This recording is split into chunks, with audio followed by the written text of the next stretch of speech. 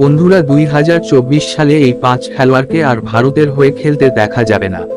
তারা ভারত ছেড়ে দিয়ে অন্যান্য দেশের হয়ে ক্রিকেট খেলবেন বড় ঘোষণা করেছে এই 5 খেলোয়াড়। কি কারণে বন্ধুরা এই 5 জন খেলোয়াড় ভারত ছেড়ে দিতে চলেছে তা আমরা সম্পূর্ণ খবর এই ভিডিওতে বলতে চলেছি। তবে তার আগে ভিডিওটি লাইক এবং চ্যানেলটি সাবস্ক্রাইব করুন।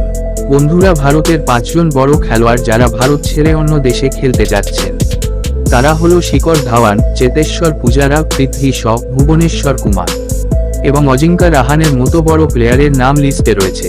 বন্ধুরা, ভারতীয় ক্রিকেট বোর্ড বর্তমানে এই 5 খেলোয়াড়কে দল থেকে সরিয়ে দিয়ে শুভমন গিল, ঈশান কিষানের মতো ব্যাটসম্যানদের বারবার খেলার সুযোগ করে দিচ্ছে। বন্ধুরা, এই 5 জন প্লেয়ার মনে হচ্ছে দলে ফেরানোর কোনো সম্ভাবনা নেই।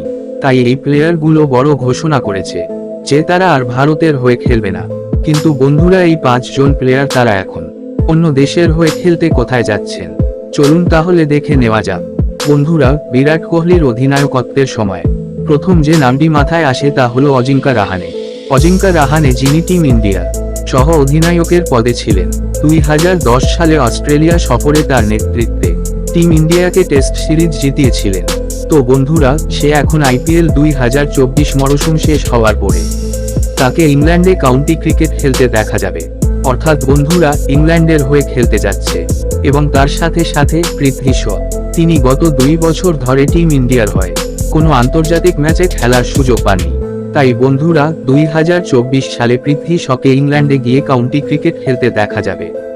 অর্থাৎ বন্ধুরা, এই 5 ক্রিকেটার ভারত ছেড়ে দিয়ে অন্যান্য দেশের হয়ে ক্রিকেট খেলতে যাচ্ছে, যা বলা যায় নিজেদের দেশকে ছেড়ে দিতে চলেছে। তো বন্ধুরা, তোমাদের কি মনে হয় এই খেলোয়াড়দেরকে অন্য দেশের হয়ে খেলতে অনুমতি দেওয়া উচিত কিনা কমেন্ট করে আপনার মতামত জানাবেন। আর হ্যাঁ, ভিডিওটি দেখার জন্য আপনাকে অনেক ধন্যবাদ।